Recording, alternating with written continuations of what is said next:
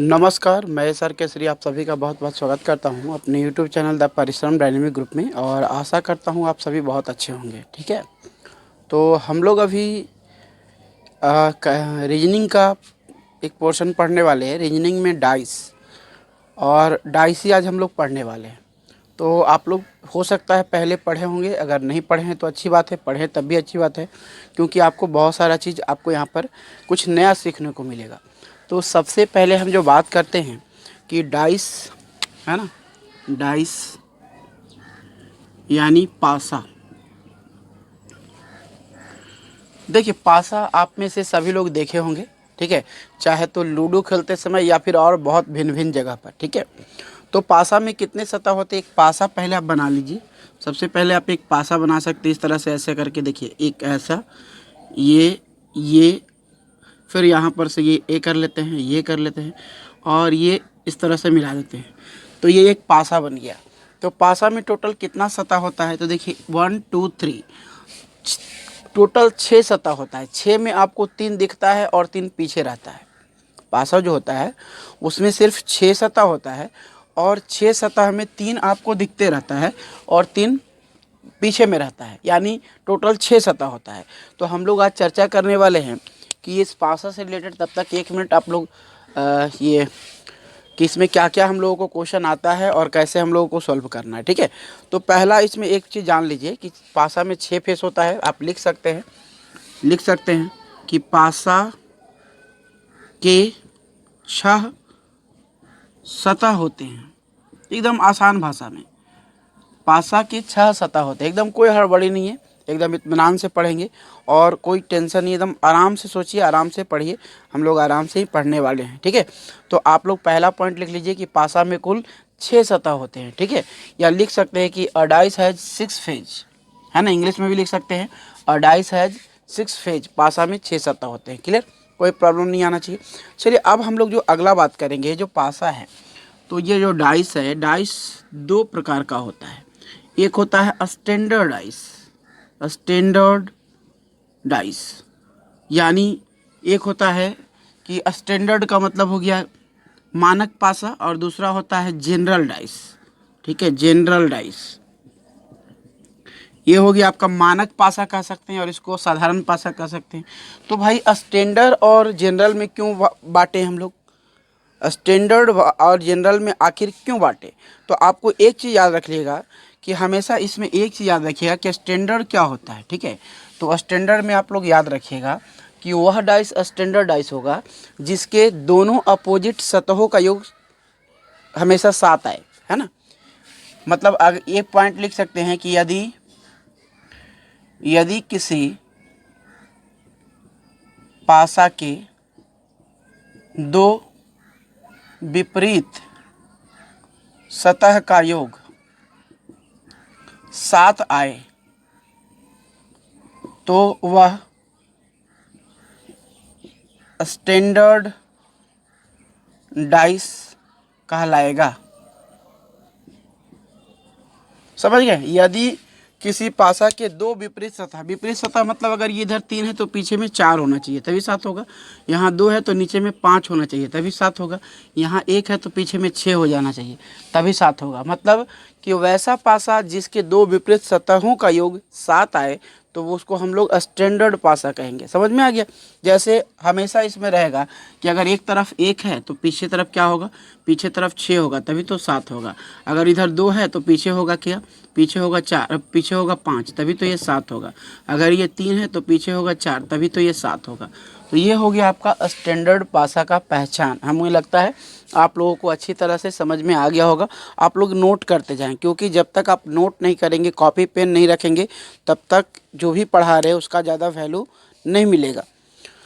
अब एक पॉइंट और आप लोग लिख लीजिए। चलिए इसको हम मिटा देते हैं। आप लोग स्क्रीनशॉट लेना है ले लीजिए, इसको मिटा देते हैं हम, और स्क्रीनशॉट लेना आप लोग स्क्रीनशॉट ले सकते हैं। चलिए अब देखिए यहाँ पर एक चीज़ समझिए। बात ये है कि जो भी फेस, ठीक है, पासा में जो भी फेस ध्यान दीजिए, ये जो भी फेस पासा में दिख रहा है, जैसे मान लेते हैं 1 2 3, अगर 1 2 3 दिख रहा है, ठीक है, तो ये जो 1 2 3 सामने सामने दिख रहा है ना, वो कभी अपोजिट नहीं हो सकता है। जैसे opposite of 1 equal to not 2 हो सकता है, एक का अपोजिट 2 नहीं हो सकता है। जैसे opposite of 2 equal to not 3, जैसे opposite of 1 equal to not 3। मतलब जो फेस सामने दिख रहा है ना, जो फेस सामने दिख रहा है वो एक दूसरे से अपोजिट नहीं हो सकता। मतलब एक के अपोजिट में 2 नहीं हो सकता है, एक के अपोजिट में 3 नहीं हो सकता, 2 के अपोजिट में 3 नहीं हो सकता है, एक के अपोजिट में, इस तरह से समझ गया। तो ये इसका जो मेन रूल है समझिए कि जो भी फेस आपको सामने दिख रहा है वो कभी अपोजिट नहीं होगा। ठीक है, क्लियर।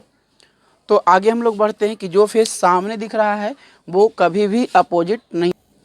तो अब इसमें 2 रूल हम लोग पासा में 2 रूल पढ़ेंगे जो इसको क्वेश्चन बनाने में हमारी हेल्प करेगी। देखिए पहला रूल होगा कि जब दो पासों में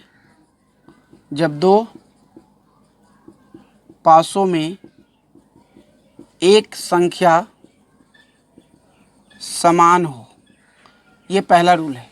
जब 2 पासों में एक संख्या समान हो, ये पहला रूल में रूल 1 इस पे आधारित है कि जब 2 पासों में एक संख्या समान हो। और मैक्सिमम क्या हो सकता है, क्योंकि 2 पासा में जब तीनों संख्या समान हो गया तो बचा क्या, कुछ भी नहीं बचेगा। तो 2 पासा में 3 संख्या तो कभी भी समान हो नहीं सकता है ना। तो जब 2 पासों में एक संख्या समान हो, ठीक है, और यहाँ पर जब 2 पासों में 2 संख्या समान हो। देखिए संख्या समान का मतलब कि संख्या समान का मतलब हो गया कि जैसे अगर संख्या दिया रहेगा 1 2 3 4 तो 1 2 3 4 होगा, अगर ABCD रहेगा तो ABCD रहेगा। तो हम संख्या से डिनोट किए हैं, मतलब आप समझ सकते हैं। XYZ रहेगा तो XYZ से भी लिख सकते हैं। अगर स्टार कुछ चिन्ह वगैरह रहेगा, स्टार रहेगा, सर्किल रहेगा, तो उसी के आधार पर हम लोग क्वेश्चन सॉल्व करेंगे। तो 2 संख्या समान होने का मतलब ये कतई नहीं है कि सिर्फ संख्या ही हमेशा रहेगा, 1 2 3 4 ही रहेगा, नहीं। कहीं कहीं स्टार रहेगा, सर्किल रहेगा, त्रिभुज रहेगा, वर्ग रहेगा, तो ये सब चिन्ह भी रहता है। कहीं पे डॉलर रहता है, कहीं पे अल्फा रहता है, कहीं पे गामा रहता है, बीटा रहता है, ठीक है, तो फाई रहता है, बहुत सारा चीज़ रहता है। तो आपको संख्या का मतलब आपको समझ जाना है कि मतलब 2 जो ऑब्जेक्ट है वो ऑलवेज सेम रहे। अब इसमें देखिए जब 2 पासों में एक संख्या समान हो, इसको भी A और B में वर्गीकृत किए हैं, A भाग में और B भाग में। A भाग में क्या होगा कि जब 2 पासों में एक संख्या समान तो हो, ठीक है, लेकिन 2 पासों में एक संख्या समान हो पर एक ही स्थान पर हो, और इसमें पर अलग अलग स्थान पर हो, अलग स्थान पर हो। और इसमें क्या कर देंगे कि 2 पासों में 2 संख्या समान हो और कहीं भी हो, यहाँ पर दोनों में समझ गए ना अंतर क्या है। इसमें क्या कह रहा है कि जब 2 पासों में 2 संख्या समान हो और कहीं भी हो, मतलब उससे मतलब नहीं कि दोनों में सेम प्लेस पे है, और यहाँ पर क्या है एक ही स्थान पर हो। मतलब इसमें अगर यहाँ पर है, जैसे कह रहे हैं कि अगर हम 2 पासा बना दे रहे हैं, थोड़ा हम वीडियो के फ्रेम से बाहर भी हो रहे हैं तो कोई दिक्कत नहीं, आपको ये जो मेन चीज़ है वो दिखना चाहिए। यहाँ पर हम बना दे रहे हैं, जैसे मान लेते हैं 2 पासा है, ये देखिए ये 2 पासा हो गया, ठीक है, ये 2 पासा हो गया, ठीक है। अब ये 2 पासा में मान लेते हैं यहाँ 1 पासा है और यहाँ पर ये 2 पासा है। चलिए थोड़ा सा बीच बीच में हम पासा बनाने के लिए भी आपको सिखा देंगे, चिंता मत करिए, है ना।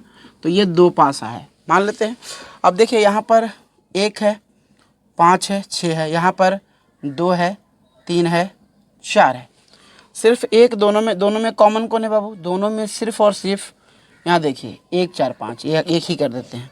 दोनों में एक ही कॉमन है, कौन कॉमन है, एक इसमें भी है और एक इसमें भी है, और कोई तो कॉमन नहीं है। लेकिन एक तो कॉमन है लेकिन एक सेम प्लेस पर है, यहाँ पर इस पोर्शन में कॉमन है तो यहाँ भी एक इस पोर्शन में कॉमन है। अब दूसरा केस कैसा रहता है, दूसरा केस मान लेते हैं कि इसी को बना लेते हैं। दूसरा केस अगर ऐसा रहेगा, देखिए हम यहाँ पर स्टैंडर्डाइज और जनरलाइज का बात नहीं कर रहे हैं, हम लोग स्टैंडर्डाइज जनरलाइज क्या होता है वो हम समझा चुके हैं। तो हम लोग एक कॉमन बात कर रहे हैं और कॉमन बात में ये आगे बढ़ रहा है। अब यहाँ पर देखिए ये सिंपल सा चीज़ है मान लेते हैं कि यहाँ पर 1 है, यहाँ पर 5 है और यहाँ पर 6 है, और यहाँ पर 3 है, यहाँ पर 1 है, यहाँ पर 4 है। 3 1 4। देखिए यहाँ पर 1 बराबर है, 1 दोनों में है, लेकिन डिफरेंट प्लेस पर है। यहाँ पर क्या था, यहाँ पर 1 था बराबर दोनों में 1 बराबर है, लेकिन सेम प्लेस पर है। लेकिन यहाँ पर क्या है, 1 है बराबर दोनों में, 1 है दोनों में, 1 है, लेकिन ए अलग प्लेस पे, एक अलग प्लेस पे है। तो दोनों के लिए कौन कौन सा रूल होगा, अभी हम उसका बारे में बात कर रहे हैं। तो सबसे पहले लिख लीजिए, पहला वाला रूल पर चलेंगे इसमें, रूल 1 पे, ठीक है, कि जब दो पासों में एक संख्या समान हो, है ना, और उसका ए चलेंगे। देखिए पहला वाला रूल पर चलेंगे कि जब दो पासों में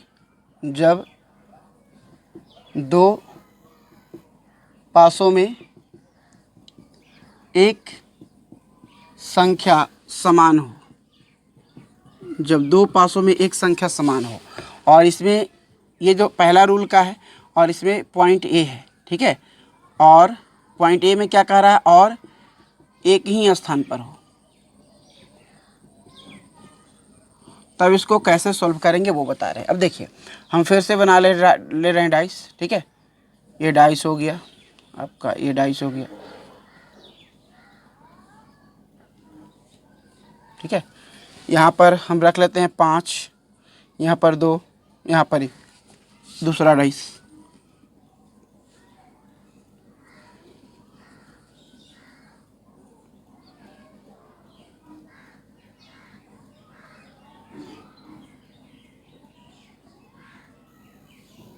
देखिए यहाँ पर भी 5, यहाँ पर 3 और यहाँ 4। देखिए दोनों डाइस में क्या है कि दोनों डाइस में एक संख्या समान है, ठीक है, दोनों डाइस में एक संख्या समान है और एक ही प्लेस पर है। तब इस केस में क्या करेंगे, बहुत ही सिंपल इसका आंसर आप दे सकते हैं। जब दो पासा में एक संख्या समान हो और एक ही स्थान पर हो, तो जो बाकी बचा जो संख्या है, ठीक है, अपने जैसे स्थानों के संख्या से एक्सचेंज हो जाती है। मतलब अपने जैसे, है ना, यानी बाकी बचा संख्या क्या हो जाएगा कि बाकी बचा संख्या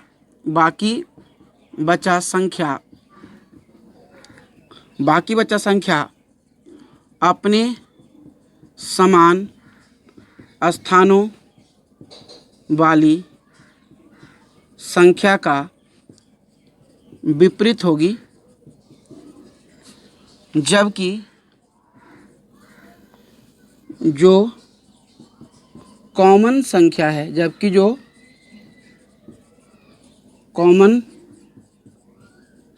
है, उसका विपरीत छुपा हुआ संख्या होगी। ध्यान दीजिए, कह रहा है कि बाकी बचा संख्या अपने समान स्थान वाली संख्याओं का विपरीत होगी। देखिए अब ये इसके समान ये है, मतलब 2 का अपोजिट क्या हो जाएगा, अपोजिट ऑफ 2, है ना, अपोजिट ऑफ 2 इक्वल टू क्या हो जाएगा 3, अपोजिट ऑफ 1 इक्वल टू 4। अब यहाँ बच गया कि अपोजिट ऑफ 5 क्या होगा, तो अपोजिट ऑफ 5 जो संख्या नहीं दिख रहा है, तो 1 दिख रहा है, 2 दिख रहा है, 3 दिख रहा है, 4 दिख रहा है, 5 दिख रहा है, कौन नहीं दिख रहा है, 6। तो ये हो गया इसका सही आंसर। तो देखिए सबका अपोजिट मिल गया। यहाँ पर क्वेश्चन में थोड़ा सा रहेगा, एक दिया रहेगा, दूसरा पूछेगा, ऐसे दिया रहेगा, बोलेगा कि 5 का अपोजिट बताइए, 4 का अपोजिट बताइए।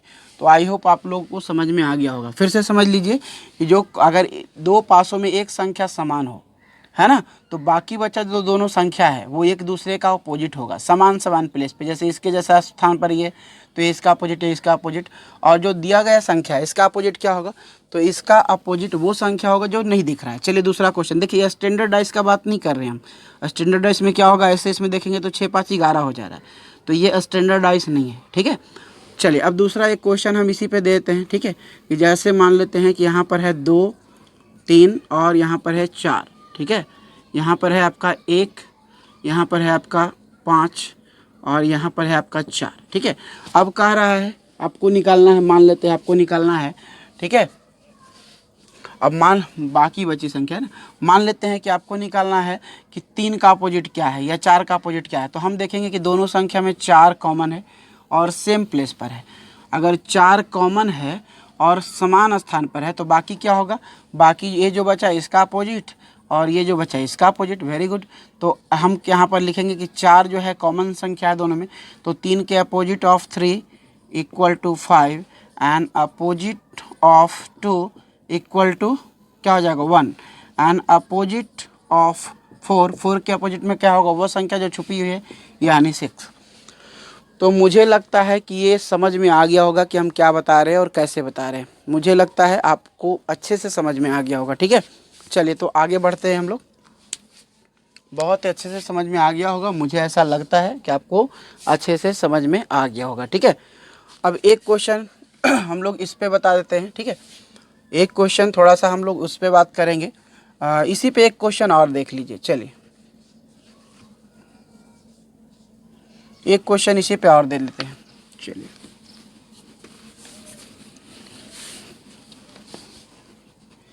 देखिए, जैसे इस पे एक क्वेश्चन और क्या होगा, जैसे देखिए एक क्वेश्चन और क्या होगा इस पे, जैसे मान लेते हैं, है ना, मान लेते हैं कि ये हो गया आपका 4, ये हो गया आपका 2, ये हो गया आपका 6, है ना, और ये हो गया आपका 2, ये हो गया आपका 5, ये हो गया 1। चलिए एक बार फिर से क्वेश्चन जल्दी से आंसर इसका बता दीजिए, जल्दी से इसका आंसर बता दीजिए। एक क्वेश्चन और है, इसका आंसर जल्दी से बता दीजिए, है ना।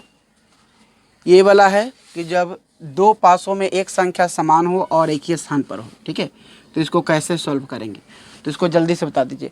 देखिए 2 पासों में एक संख्या समान है, कौन सा संख्या समान है भाई, 2 समान है और एक ही स्थान पर है, सेम स्थान पर है। ठीक है, तो अब बाकी बचा संख्या इसका अपोजिट ये और इसका अपोजिट ये हो जाएगा, यानी opposite of 4 equal to opposite of 4 equal to 5 and opposite of 6 equal to 1 और अपोजिट ऑफ 2 क्या हो जाएगा, अपोजिट ऑफ 2 क्या हो जाएगा, तो 2 के अपोजिट क्या होगा बाबू, तो 2 के अपोजिट जो संख्या नहीं दिख रहा, कौन नहीं दिख रहा, 3 नहीं दिख रहा है, तो 2 के अपोजिट कौन सा हो गया, 3 हो गया। तो ये इसका आंसर आ गया। तो वीडियो लंबा हो रहा है, इसीलिए मैं कोशिश कर रहा हूँ कि मैं पार्ट 2 में बाकी का दूसरा पॉइंट बताऊँगा। पार्ट 2 में दूसरा पॉइंट में क्या होगा, दूसरा पॉइंट में होगा कि जब 2 संख्याओं में एक संख्या समान हो लेकिन अलग स्थान पर हो। तो ये पार्ट 2 में मैं एक दो तुरंत ही वीडियो उसका अपलोड कर दूंगा पार्ट 2 का। तो धन्यवाद बेसिक चीज़ समझने के लिए, और पार्ट 2 में आपका बाकी सारा चीज़ क्लियर हो जाएगा। ठीक है, तो इसको समझ गए होंगे आई होप, और वीडियो लाइक कर दीजिए अगर अच्छा लगा तो, और चैनल को आप अगर हमारे चैनल पर नए हैं तो प्लीज़ आप हमारे चैनल को सब्सक्राइब करिए, ज़रूर करिए। ठीक है, धन्यवाद।